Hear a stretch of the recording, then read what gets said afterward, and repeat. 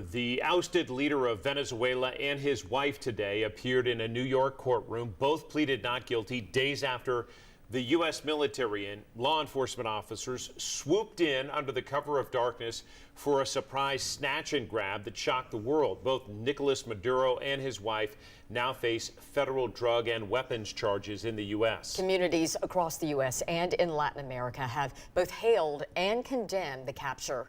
Here in Knoxville this weekend, people in Market Square protested the military strikes. Well, today we spoke with two Venezuelans who now live in East Tennessee, and they shared their thoughts on the now ousted dictator.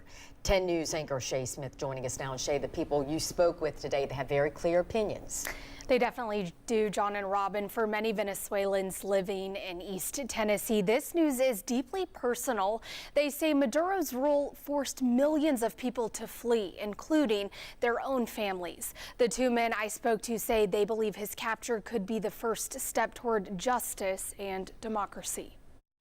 Jeff Marquez grew up in Venezuela, but in 2014 came to the United States as a political asylee. In Venezuela, the persecution is just because you think different. Marquez was once the director of public safety in Táchira, Venezuela. He says after he retired, he was persecuted for his political views and for presenting an investigative report exposing interference from the Cuban regime. He and his family were forced to flee the country in the middle of the night. I present my news in one of the most important newspapers in Venezuela,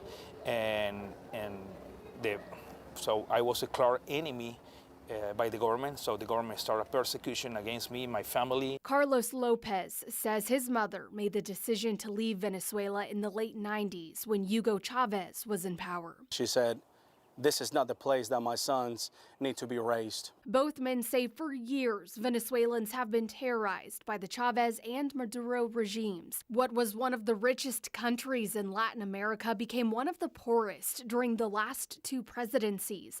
They both say hearing Maduro was captured over the weekend was a sign of hope. This is so important for us. This is 25 years of watching my family cry. However, many Americans have hit the streets to protest Maduro's capture, criticizing U.S. involvement.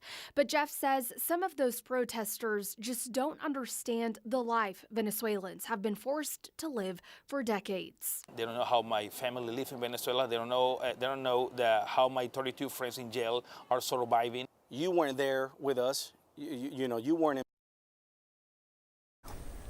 Now, Maduro and his wife are now back in a Brooklyn jail. His next court hearing in the case will be March 17th.